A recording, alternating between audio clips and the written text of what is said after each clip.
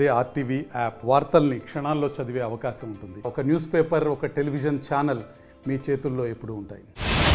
Team India cricketer Hanuma Vihari సంచలన నిర్ణయం తీసుకున్నారు. గత నెలలో ఆంధ్ర రంజీ జట్టు కెప్టెన్సీ బాధ్యతలు వదులుకున్న విహారీ భవిష్యత్తులో ఆంధ్ర క్రికెట్ టీం తరపున ఆడబోనంటూ శపథం చేశాడు. తాను కెప్టెన్సీ వదులుకోవడానికి దారితీసిన పరిస్థితులను ఓ ప్రకటనలో వివరించాడు.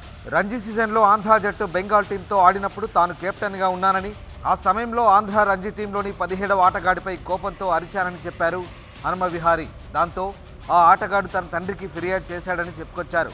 ఆ క్రికెటర్ తండ్రి పలుకుబడి ఉన్న రాజకీయ నేత కావడంతో తనపై చర్యలు తీసుకోవాలంటూ ఆంధ్ర క్రికెట్ సంఘంపై ఒత్తిడి తీసుకువచ్చాడని ఆరోపించారు హనుమ విహారీ. ఆ మ్యాచ్లో బెంగాల్పై 400 పరుగులు ఛేదించి నెగ్గాం. బెంగాల్ జట్టు చిన్నా చితకా జట్టేమీ కాదు. గతేడాది రంజీ ఫైనలిస్టు. అటువంటి జట్టుపై నెగ్గినప్పటికీ కెప్టెన్గా తనను రాజీనామా చేయాలన్నారని ఆవేదన వ్యక్తం చేశాడు విహారీ. తన తప్పేమీ లేకపోయినా కెప్టెన్సీ నుంచి తప్పుకోవాలన్నారని చెప్పాడు. ఆ ఆటగాడి గురించి తాను వ్యక్తిగతంగా కూడా మాట్లాడలేదని క్లారిటీ ఇచ్చాడు. కానీ తనకంటే ఆ ప్లేయరే ముఖ్యమని క్రికెట్ అసోసియేషన్ భావించిందని ఆరోపించాడు విహారీ. గతేడాది శరీరానికి తగిలిన దెబ్బను కూడా లెక్క చేయకుండా ఒక్క చేత్తో బ్యాటింగ్ చేసిన ఆటగాడి కంటే, గత 7 ఏళ్లలో ఆంధ్ర జట్టును 5 సార్లు నాకౌట్కు చేర్చిన ఆటగాడి కంటే క్రికెట్ సంఘానికి ఆ ఆటగాడే ముఖ్యమయ్యాడంటూ తన పోస్టులో ఆవేదన వ్యక్తం చేశాడు. ఈ పరిణామం ఎంతో ఆవేదన కలిగించిందన్నాడు హనుమ విహారీ. ఈ ఘటనపై తనలో తానే బాధపడ్డానని, ఇప్పటిదాకా ఈ విషయం ఎవరికీ చెప్పలేదన్నారు. అందుకే భవిష్యత్తులో ఎప్పటికీ ఆంధ్ర టీంకు ఆడకూడదని నిర్ణయించుకున్నట్లు చెప్పాడు హనుమ విహారీ.